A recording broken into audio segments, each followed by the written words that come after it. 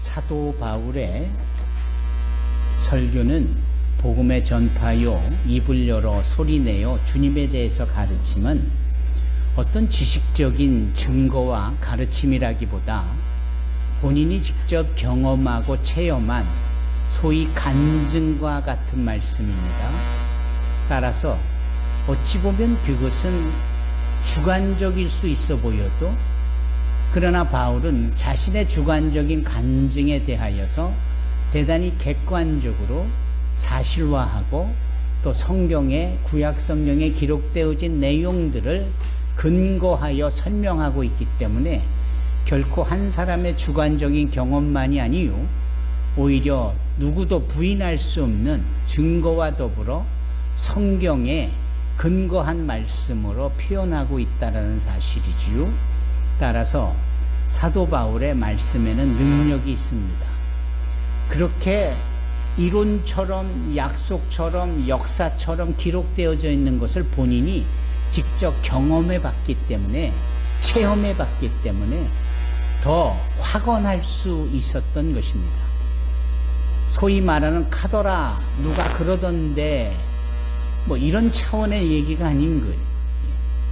성경에 기록된 바와 또 내가 직접 주 예수의 그 은혜를 경험한 바에 따르면, 그렇다면 이것만큼 확실한 게 없지 않아요? 여러분, 카더라라고 여겨졌던 그러한 종교 성향에 휘둘렸던 많은 사람들이 머물러 살던 곳이 고린도 지역이었습니다. 그래서 이 고린도 지역 사람들은 머리로는 지식이 꽤 많아 보이고, 뭐 이런저런 철학적인 사상, 사조, 이런 것들에 대하여 귀가 열려 있다라고 생각들을 하며 그것들이 자기네들의 수준이다라고 생각을 했습니다. 하지만 정작은 그런 것들에 대해서 행함으로 이어진 바도 없을 뿐더러 배설물로 여겨질 만한 세상의 그저 흐름이라고 여겨지는 사조에 그것이 다인 양 거기에 휘둘리는 정도였습니다. 마치 오늘날 연세 드신 분들이 진위 여부를 가리시지 않고 그냥 눈에 쏟아져 들어오는 유튜브가 전해주는 소식이 다인 양 생각하는 뭐 그런 정도였다라는 겁니다. 확인이 필요하겠죠? 예, 이게 진짜냐 가짜냐, 이것을 분명하게 증명할 수 있어야 되겠죠. 그런 것들이 그 당시에 필요했던 때가 고린도 지역이었습니다. 그래서 사도 바울은 이 고린도 사람들의 특징에 맞추어서 편지를 보내고 예수가 누구신지를 증거하고 전하게 되어지는 쯤에 기록되어진 그 말씀이 이 고린도 전서요, 이후에 또 한 번 보내게 되어지는 고린도 후서요, 심지어는 이 사도 바울이 고린도에서 머물면서 그들의 죄가 얼마나 악하고 또 쾌락을 추구하는 본능적인 거에만 휘둘리는 그러한 상위 하학적인 그런 종교성인지를 그가 몸소리쳐며 경험을 했기 때문에, 그러한 가운데서도 본인은 정작 하나님의 주신 은혜가 얼마나 크고 놀라웠던지 그가 그 고린도에 머물면서 로마에 있는 사람들에게 편지를 써서 보내는 로마서에 뭐라고 쓰였느냐, 로마서 5장 20절에 죄가 있는 곳에 은혜가 더욱 넘치더라, 이런 표현을 해요. 바꿔 말하면 이 죄가 있는 곳이 고린도였고 그 안에 자신이 머물고 있기에 죄의 영향을 받을 것 같지만 실은 하나님의 은혜가 오히려 더 크므로 나는 은혜가 더욱 넘치더라. The grace is all the more where sin increase. 죄가 있는 곳에 은혜가 더욱 넘치더라. 여러분 어떻습니까? 환경을 탓하는 것 아니고 세상의 사조를 탓할 것 아니고 모두가 그러니까 나도 어쩔 수 없지 않느냐라는 핑계나 변명이 아니에요. 바울은 오히려 그 순간에도 자신의 믿음을 드러내고 실은 그 믿음은 주 예수의 은혜로 말미암았다라는 사실이요, 죄가 있는 곳에 은혜가 더욱 넘쳤다라고 고백하여 로마서의 완성이 되게 하는 이런 부분들은 정말 위대한 일이지요. 여러분, 오늘날 우리가 별의별 모습들을 보면서 살아가고 있습니다. 뉴스를 통해 들려지는 이야기들은 정말 기가 막힌 내용으로만 도배가 되어지는 듯한, 어쩌면 이렇게 끔찍하고 말도 안 되고 어처구니 없는 얘기들만 다 골라서 갖다 붙여놓은 게 꼭 뉴스거리인 것 같아요. 그리고는 항상 끝날 땐 우리가 준비한 소식은 여기까지입니다. 안녕히 계십시오. 뭘 안녕히 있으라는 겁니까? 준비를 해도 그런 얘기만 잔뜩 준비가 되어지고, 참 복된 소식에, 좋은 소식에 목마를 수밖에 없는 그런 상황이 우리에게 필요합니다. 여러분, 우리에게 좋은 소식이 주어진다면 여러분들은 기분이 어떠시겠어요? 좋겠지요. 정말 환희와 희열이 넘치겠지요. 그냥 있어도 그만 없어둔 것만에 그러면 좋지 뭐 정도가 아니라, 죽느냐 사느냐 하는 판에 다 죽었다라고 생각을 하는데 살았다 그러면 얼마나 행복하고 얼마나 기쁨이 넘치겠느냐고. 그렇지 않아요? 예. 펄시아 군대가 이 그리스, 이 아테네를 침공에 들어가는 그러한 상황이 역사적으로 3번이나 있었습니다. 그러한 상황 속에 예를 들면 300이라는 영화도 그런 걸 바탕으로 하지요. 제가 드리고 싶은 말씀 속에 이 페르시아가 2차로 다시금 그리스 아테네를 침공에 들어가면서 싸웠던 그 넓은 전장터 이름이 마라톤이라는 평야입니다. 그 마라톤에서 소위 이 10,000명도 채 안 되는 그리스 군사가 20만 명이나 넘는 이 페르시아 군대를 무찔러요. 대단하죠? 그러니까는 한 사람이 20명과 싸워서 이겼다라는 거예요. 예. 이 대단한 일입니다. 그렇지, 누가 봐도 이건 질 것이 뻔하고, 그 전쟁에서 지면 목숨을 잃는 것뿐만 아니라 부녀자들은 다 노예로 끌려가고 가지고 있는 것을 모두 다 뺏겨버리고 노예가 되고 자신들의 생명이 더 이상 존재하지 않고 죽으면 죽을 수밖에 없는 그러한 처절한 상황 가운데 있는 것이 그 당시의 전쟁의 결과잖아요. 따라서 전쟁이 벌어지고 있을 때 전쟁에 대한 결과의 소식은 정말 간절함이 더해지는 좋은 소식이기를 바라는 거예요. 그 좋은 소식은 무엇입니까? 단연 하나지요. 그 전쟁에서 이기는 것이다 라는 거예요. 그런데 한 명이 어떻게 20명을 대상으로 싸워서 이기느냐고요. 이건 말이 안 되는 전쟁이에요. 10,000명이 어떻게 20만 명을 대상으로 이기겠느냐고요. 그런데 놀랍게도 그 마라톤 평야에서 있었던 그 전쟁에서 10,000명의 그리스 군대가 20만 명의 페르시아 군대를 이기는 겁니다. 그 이긴 거에 대해서의 결과는 무엇일까요? 더 이상 노예로 끌려가지 아니하고 가지고 있는 것 빼앗기지 아니하게 되고 온 가족이 함께 행복하게 살 수 있는 그것이 주어졌다는 것이니 얼마나 가슴 벅찬 소식이겠느냐고요. 그래서 한 병사가 그 우리가 이겼다라는 소식을 전하기 위해서 힘차게 달려옵니다. 그 마라톤 평야를 달려오는데 그 마라톤 평야에서 이 국민들이 간절히 바라는 아테네까지 그 거리가 42.195km라고 하는 거 아닙니까? 오늘날 올림픽의 이 꽃이라고 여겨지는 이 마라톤의 거리가 42.195km인데 바로 이것이 그 복된 소식, 좋은 소식을 전해지는 것으로 기원되어졌다라는 사실이지요. 이 군사가 도착하여 힘차게 외칩니다. 우리가 이겼다! 이 얼마나 좋은 소식이에요. 얼마나 복된 소식이느냐고요.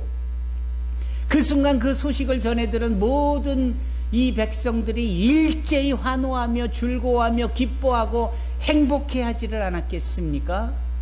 여러분, 이게 이완겔리온, 이게 복된 소식의 진정한 의미인 거예요. 11월이 왔네요. 이제 다음 달에 성탄절이 있습니다.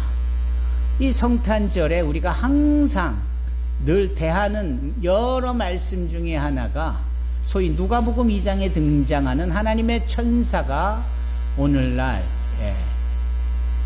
예수께서 구원자로 이 땅에 오셨다, 이 복된 좋은 소식을 너희에게 전하노라 하면서 천사가 전해주는 유앙겔리온, 이 복된 소식 굿뉴스가 선포되어집니다.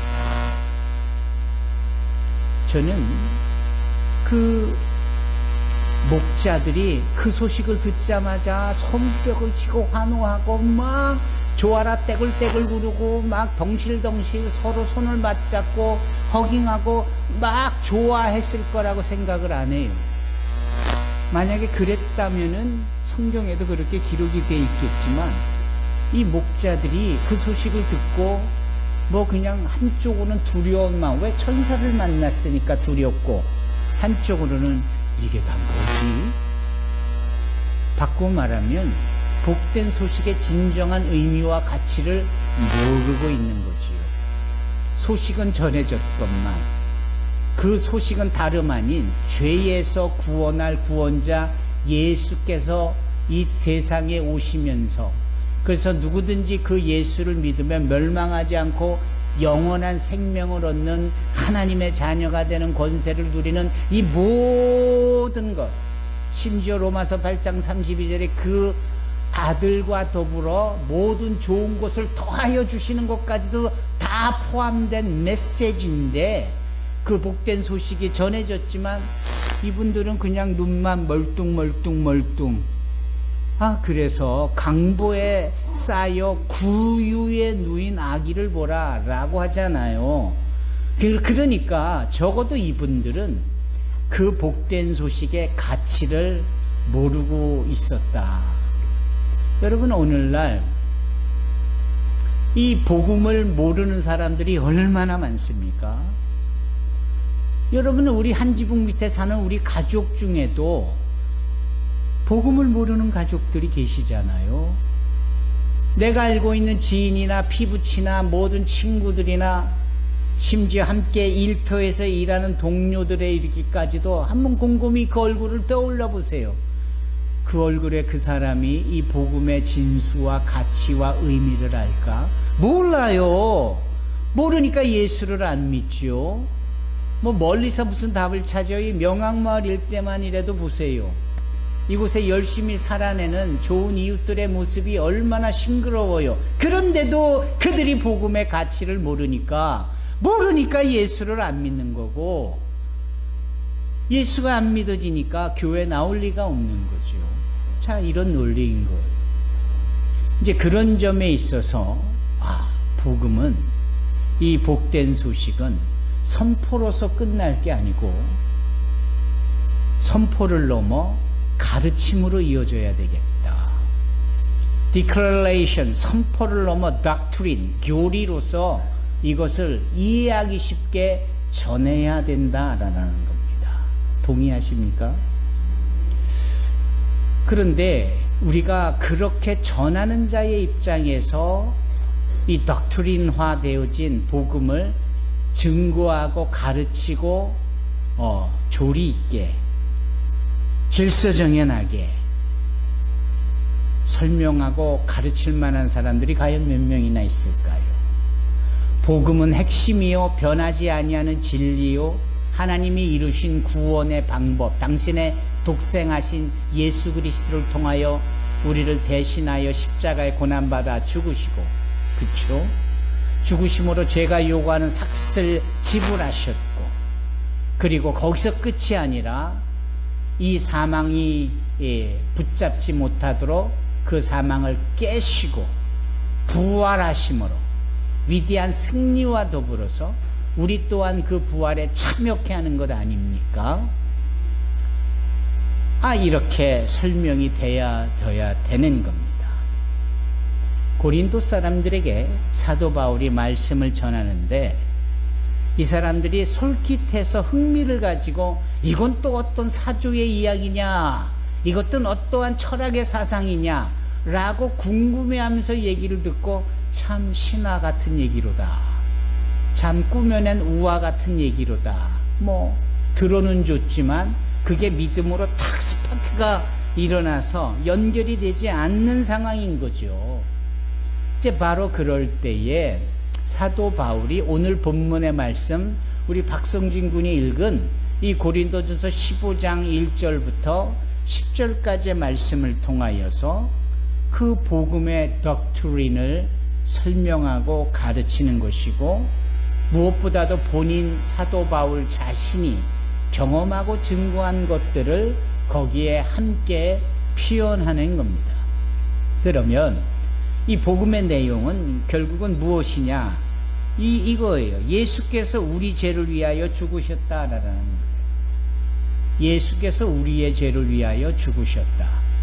죄인인 우리가 그 죄를 사함받을 수가 없기 때문에 결국은 죽는 건데, 그게 성경의 표현대로면 죄의 삭은 사망이다라고 했던 건데, 죄 없으신 하나님, 거룩하신 하나님의 아들 예수께서 우리의 죄를 위하여 대신 죽으셨다.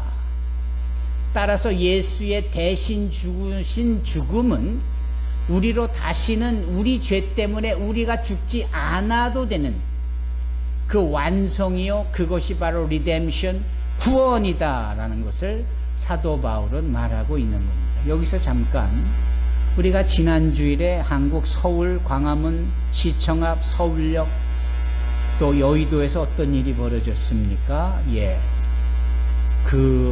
소수자 차별금지법에 잘못됐다라고 얼뜻 들으면 필요한 것 같지만 거기에 은근슬쩍 끼워놓은 죄 짓고 있는 자들을 차별하지 말라라는 식의 표현을 그 안에 넣은 거, 이 부분 보았지 않습니까?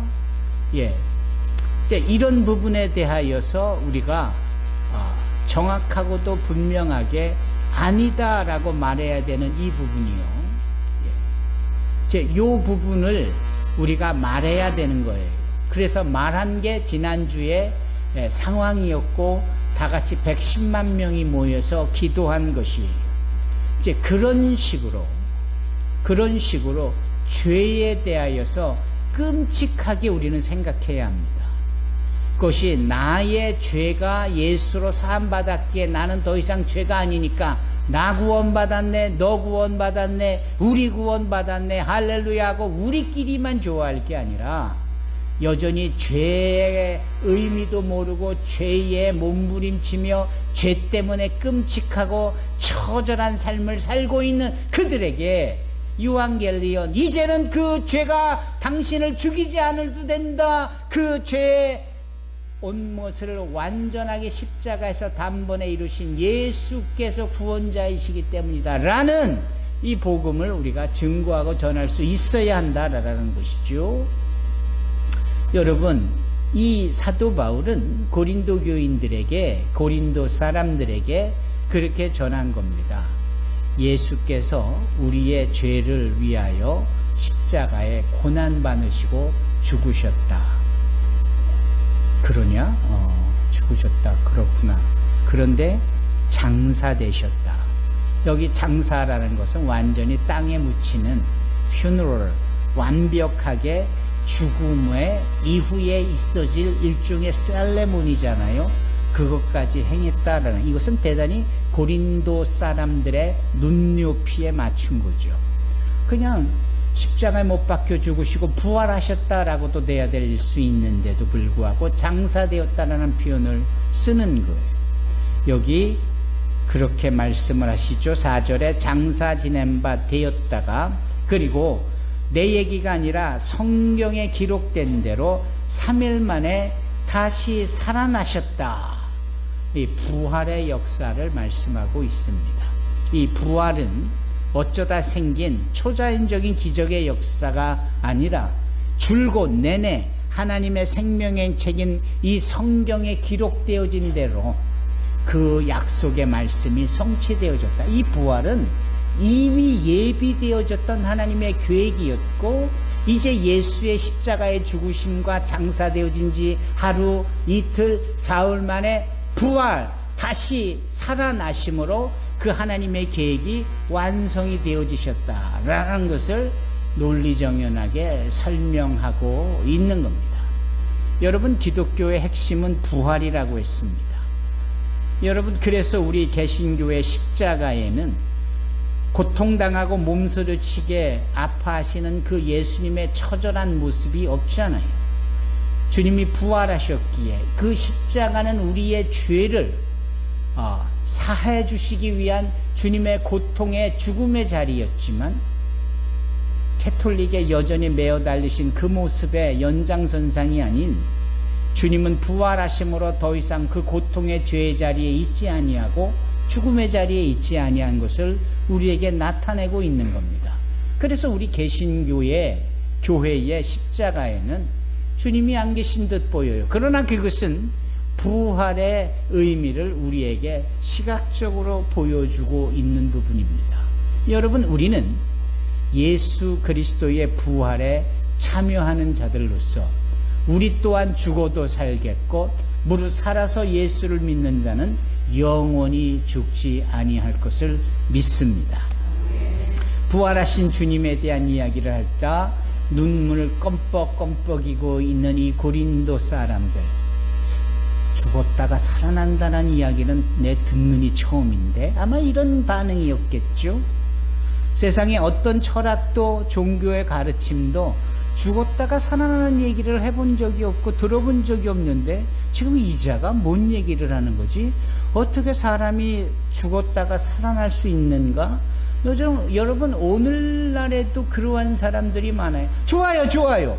기독교회가 말하는 모든 교리는 내가 믿어지고요, 그럴 수 있겠다고 생각하는데 한 가지, 죽었다가 다시 살아난다는 것은 제가 영 안 믿어지고요, 못 믿겠네요. 그렇습니다. 부활이 그렇게 쉬운 게 아닌 거거든요. 그 부활이 나의 부활로 이어지기까지 그게 그렇게 누워서 떡 먹기처럼 고개 한번 끄덕이면 되는 줄 아십니까? 그게 믿어져야 하는 거예요. 그게 나의 부활로서 인정이 되어져야 소망이 되는 거예요. 오죽하면 우리 교회의 이름처럼 부활의 산소망이 되기까지, 그 베드로 전서 1장의 3절로 7절까지 나오는 내용이 바로 그 부분 아닙니까? 저와 여러분들은 이미 예수의 부활이 우리의 부활이 되어졌고, 그래서 우리가 living hope, 우리 주님의 부활로 말미암은 산소망을 얻은 자다, 믿어지지 않지 않습니까? 사랑하는 성도 여러분, 이 부활에 대해서 눈꺼먹이고 있는 자들이 마치 오늘날 이 거울에 우리의 죄를 사하실 구세주 예수께서 나셨다라는 유앙겔리온 복음 복된 소식을 전했을 때도 이게 뭐지 하고 두려워했던 그 목자들과 크게 다르지 않는 반응이잖아요. 바로 그때 바울이 이 얘기를 하는 겁니다. 예수께서 3일 만에 다시 살아나셨는데 베드로에게도 나타나셨고 후에 12제자에게도 나타나셨고 500명이 모여있는 그런 사람들 속에 한 번에 다 나타나셔서 500명이 한꺼번에 다 살아나신 주님을 보았고, 한편으로는 야고보에게도 나타나시고 모든 사도들에게 나타나시고, 심지어는 내가 다메섹으로 가는 그 도중 길 위에 사도행전 9장 이야기죠, 거기에도 나타나셨다. 내가 봤거든. 내가 주님, 부활하신 주님과 대화를 했거든. 이 내용을 이야기하는 겁니다. 나는 이것저것 봐도 쓸모가 없는 인간이고 크리스찬들을 핍박이나 할 정도로 악한 존재에 서 있던 자인데, 부활하신 주님이 나에게 찾아오시고 나를 만나주시고 나를 당신의 사도로 나를 받아주시고 쓰고 계시니 이게 하나님의 은혜가 아니고 무엇이겠느냐. 지금 이 스토리 전개가 사실은 사도 바울의 간증이요, 이 스토리의 전개 속에 간증의 차원으로 표현되는 것이 복음의 진수인 거예요.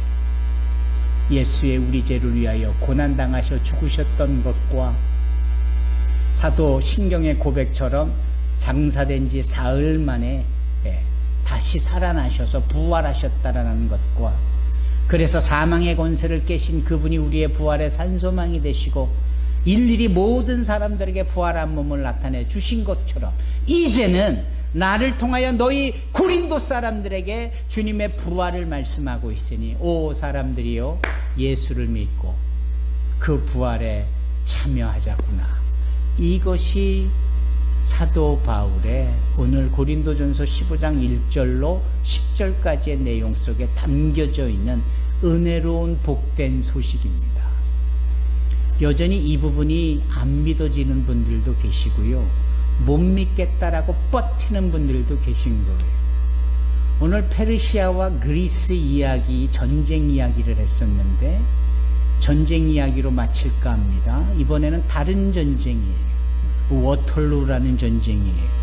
워털루라는 이 지리는 지금 벨기움에 위치한 곳이고, 영국과 이 프랑스, 벨기에 사이에 도보 해협 사이에서 벌어진 전쟁이 워터루 전쟁이에요.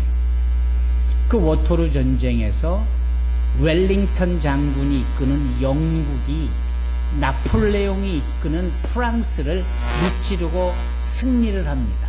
그러면 영국은 복된 소식인 거예요. 좋은 소식인 거예요. 그렇잖아요. 이겼으니까. 이제 유럽 대륙 전체가 나폴레옹의 손안에 있지 아니하고 영국을 위시하여 여러 동맹국의 연합 차원에서 이제 소망적인 부분이 열어진 거예요. 얼마나 복된 소식이에요. 이제 그 소식을 전해야 하는데 마라톤 광해처럼 뛰어가서 전할 수가 없고 그 사이에 바다가 껴있는 거예요. 도보 해협이. 그래서 그때 배와 배 사이에서 서로 어떻게 해요? 빛을 주고받으면서 횃불을 담은 이걸로 수신호로 인하여서 우리가 이겼다, 웰링턴이 이겼다, 이렇게 전하는 거예요. 그런데 공교롭게도 그때 도보 해협에 안개가 껴 있어요. 짙게 끼어 있어요. 그래서 이게 잘 보이지가 않는 거예요. 그래서 웰링턴이 이겼다라는 이 수신호가 저쪽 배에서 받아들이기를 웰링턴이 졌다로 받아들인 거예요.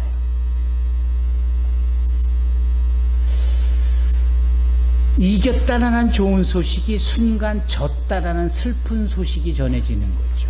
이건 역사적 사실이거든요. 어떻게 복된 소식, 승리의 소식이 슬픔과 패배의 소식으로 바뀌니? 이 영국 사람들이 얼마나 비통하고 얼마나 삶이 처절했겠습니까?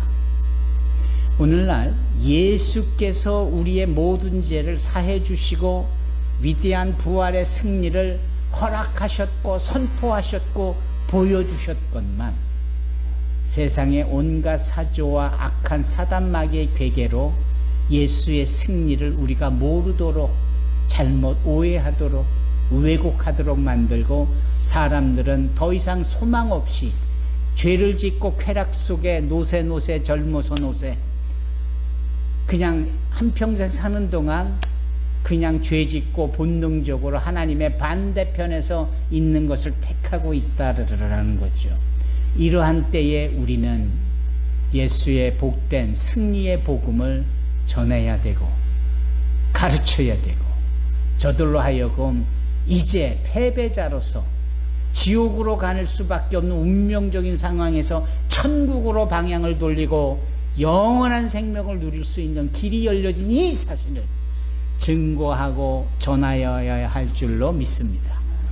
고린도전서 15장의 이야기는 오늘날 산소망교회 성도들을 통하여서 계속해서 써내려져 가야 합니다. 이것이 이번 11월 셋째 주 새생명 축제에 좋은 결과물로 나타나지기를 원합니다. 여러분 모두를 축복합니다. 기도하겠습니다. 할렐루야. 영화로우시고 사랑이 많으신 하나님,